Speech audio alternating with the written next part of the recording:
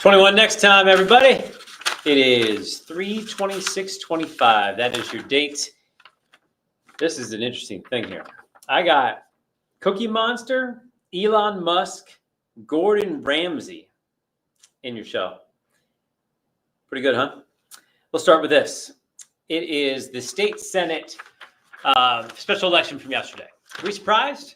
Because this is a very Republican-leaning district. Ryan Allmett left, go work with Dave McCormick. That guy is your new winner. He is the current mayor of East Petersburg. His name is James Andrew Malone. He's not going to be senator-elect. So a lot of people thought he had no chance. Now, they did have the money come in, so they were able to do this. Look at that guy doing the interview right here in slow motion, no less. And they were able to go door to door, get this stuff. But here is the synopsis from the people that I talked to. And who do you talk to in this area? Pickleball people. They are voters. They have time to pay attention to what's going on. And I talked to some of the Democrats who I play some pickleball with. I play with Republicans as well. But these happen to be Democrats. I knew that. I said, what happened? How were you guys able to win? They said, we have been so mad and we feel helpless. We can't do anything about how angry we are. This is the first election, the time to actually do something about it. And so they flipped a seat.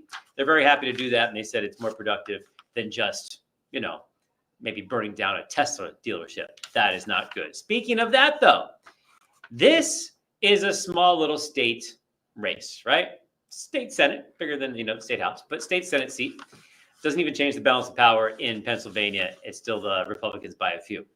But this got the attention of a lot of Republicans who were sounding the alarm, like, hey, better watch out. We might not win this one.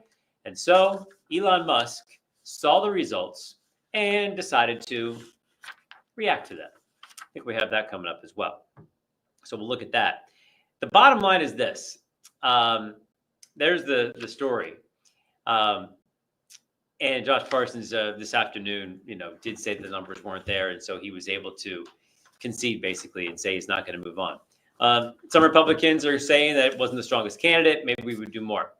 So if we go to my Twitter page, you will see what Elon Musk said about this. The fact that he's even talking about this at all is kind of interesting, right? He's a busy guy working on Doge, got a lot of things going on, but he does also follow this guy named Scott Pressler, who was kind of the Pied Piper of registering Republicans throughout Pennsylvania. He's the one who sounded the alarm saying, guys, we got to register more people. We got to vote early. We need to get the mail-in ballots going. Mail-in ballot results were huge in favor of the Democrats. Even some Republicans who wanted those ballots voted Democrat in the meantime. All right, so last call for Elon, or I'll just say what he said. I guess I'll just say what he said. So he commented on the results when I put the result page up, and he just wrote, damn, that's it. But he noticed, and so he's not happy with that. Now, this is a special election, so the real election is coming up a little bit later next year. And so to hold on to the seat might be tougher. Now the Republicans know that the Democrats are a real threat, even in a place like Lancaster County where they have the numbers. So we'll see if they have that instead. Turnout was 29% for a special election. That's about what you would expect. So there you go. All right, story number two. We had the confrontation, police, and someone with public drunkenness outside on the weekend of St. Patrick's Day.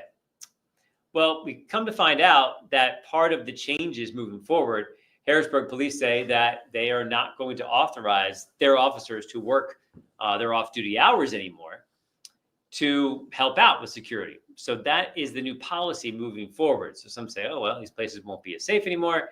But also maybe the police just don't want to deal with talking about what their police officers are doing on or off duty when there's inevitably confrontations, when you're talking about people that are drinking and should they be in the place or not. So that is a change that is coming forward. Local businesses can no longer get those police officers to patrol after their time. And once again, a viral video may have been part of that reasoning.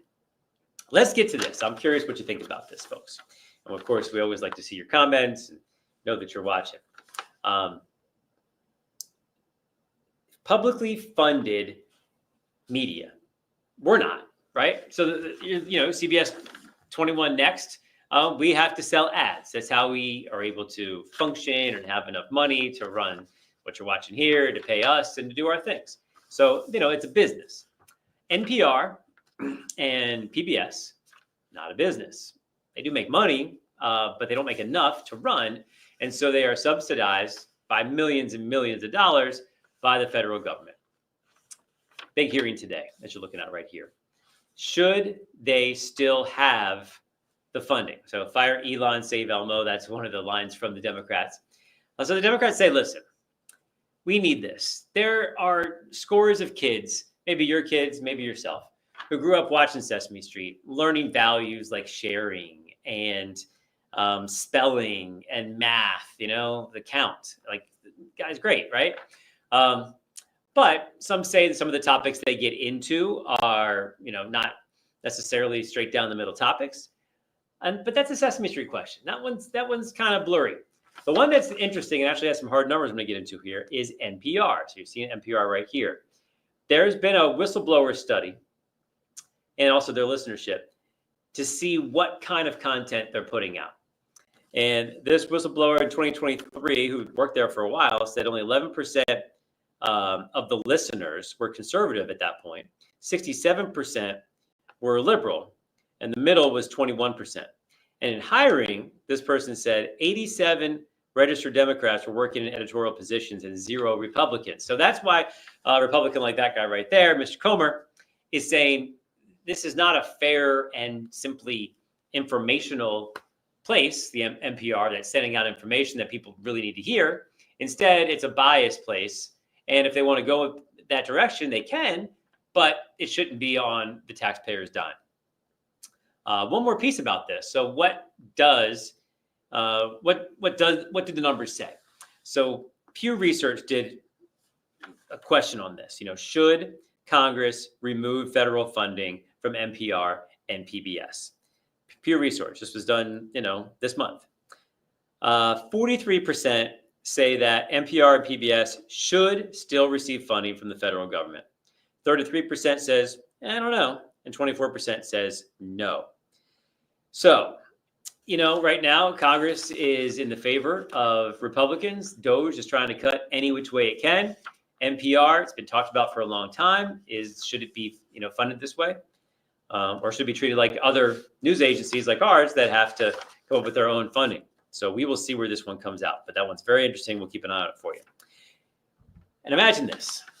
You're just hanging out, Reading, Pennsylvania, looking around, and you're going, yo, is that Gordon Ramsay? I think that looks like Gordon Ramsay. He does that show. He does that show where they try to save restaurants that are having problems. Ooh, do we have one of those restaurants? Well, I bet it's going to be saved. It's going to be awesome. Now, that's what this guy's saying right here. That's what he's thinking. But eventually, you're going to see some video of what looks like, some staffers come in with the tripod right there. And apparently, they are recording a show for Gordon Ramsay. I'm guessing it's one of those shows where they go in and help a restaurant get back on its feet, something like that. So stick with this video a little bit longer, and I think we're going to see just a glimpse of Gordon Ramsay about to say, shut it down, you're going to kill someone, look at this, it's raw. Nope, not in that video. We just looped it through and missed Gordon Ramsay. Oh, there he is. Was that him? Yeah, he's the guy in the front. Recognize that hair anyway. Okay. Marvell Ranch closed to do some recording. There he is. Okay, he's looking back towards us. That's definitely him. He's in Reading, PA over the weekend. So pretty cool stuff right there. Gordon Ramsay, the only guy you'd be more excited to see in person. Think about it, folks. Tom Russell, right? Shut it down. Shut this newscast down. Oh, okay. We say that after we see your forecast sometimes. Today was like kind of chilly. It's been windy, I feel like, forever. But not just windy, but cold. I mean, we always talk about March being windy, but I want to give everybody a little hope here. So it's a cold night tonight. We're below freezing. But then we bounce back, Joel D, pushing 60 on Friday. You see the 70s here as we get into the weekend. The trade-off is a lot of cloud cover, and we do get wet. We're going to have showers Sunday into Monday as well. Then it gets windy and colder right as we start April 1st. So you know what we call that, Joel D? We call that technical spring. April Fool's Day. So it's Fool's Spring. I've heard you mention that before. So a Fool's Spring right on the that. But isn't there like a meteorological spring or something like that you guys talk about? Right. So we use the calendar, Yeah. the month. So March 1st would have been the beginning of meteorological spring. So yes, okay. we're well into meteorological spring. But as we know, March is a very fickle month and lots of ups and downs. I'm always scared when you use the F word, but yeah, fickle is an important one. Yes. Talking about weather. Yes, it is. So it does warm up. It'll be nice to feel some 70s, even if it's a little wet. So I'm always intrigued by your 7-day when you have 30s and 70s in the same forecast. It's always cool. That's why they pay me the big bucks. So tomorrow, opening day, the Phils are at the Nationals in DC, and our Orioles are up in Toronto, by the way. Toronto, how cold will it be? I know some of these cold weather cities, it gets kind of crazy. Toronto's got a dome, man. It doesn't matter. I know, but some of the other ones don't. Like Cleveland's always cold. Oh, opening day. Milwaukee's usually really cold on opening day. Look, if you're going to play baseball in March, that's what you're going to get, right? Yeah, and they had to play 162 games. So they got to start in March if you're going to get done anywhere near November. That's true. That's how that goes. You got any picks this year for baseball? Well, you and I are O's fans, so I'm hoping they can pull a little magic out. Well, here's the strategy for the Orioles. They have to stay close with a few injuries here to start the season. Their pitching's just okay. But if they can be in striking distance, and I think the owner wants to spend money. Seems like it, right? And then they can use this wealth of prospects that they have. Way too many prospects. You can't even. It's not fair to them. There's so many prospects. You mean to wheel and deal?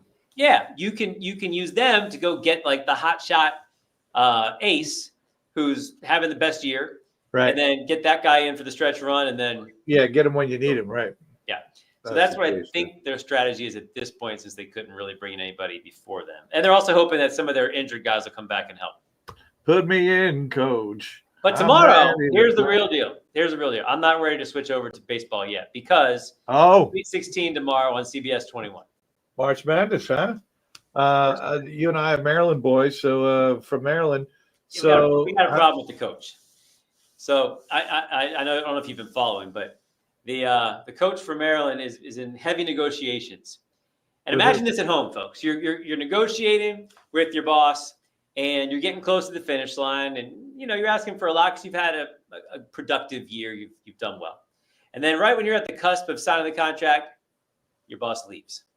Oh, and you go, who am I dealing with now? What about the deal we almost had in place? What's going on? Wait, was that the AD? Their athletic director left, goes to SMU. Oh. For those who don't know, I'm a little bit connected with the Maryland athletic program with announcing. And so I kind of know some of the players here involved. And so it's very frustrating to see like how close they were. And now Villanova is coming to call. Villanova has more money. It's committed to just basketball, really basketball school, really, only in terms of. Oh, they're trying to poach him. They are trying to poach him. They're supposed to get Patino, we thought, like the younger Right, Patino. that's what I was. He went to Xavier. Right. So now all eyes on Willard, who is the coach of Maryland, and we'll see what happens here. In the meantime, it's the biggest game of his career if he wins it, going against the #1 team in the country. So many distractions. Yeah. So it's a lot of distractions coming off that beautiful buzzer beater and everything. So it's very frustrating to not completely feel like you're all in on this. Right. And I feel bad for the players if they're a little distracted too. This is what the NCAA has created, though. This transfer portal, the coaches are going. So here's the best line: the transfer portal is always open for coaches. Always open for coaches. That's true. We might transfer you out to Toronto since you think that the weather's so easy there with all the domes. Well, predicting indoor weather is much easier, Joe Dick. So yeah, just saying. Well, I'm always wearing layers now, man. You don't know what's going on one day to the next. But you're smart. You're good that way. You're a vest guy, and you pull it off. So that's for sure. Okay. Well, tomorrow will be the best day of the week. We will talk to you then. See you, bud. Go Terps. Okay, everybody. Thanks for watching. This is 21 Next. I told you we have it all. We have Elon Musk saying, damn. And we would have some Cookie Monster action. Actually, it was Elmo instead. And we talked about some other things as well. Hope you enjoyed it. Make sure that you're liking this, subscribing, setting your alarm bells. So when we're on, you will know. And if you have some comments, lay them on me. We'll see you next time.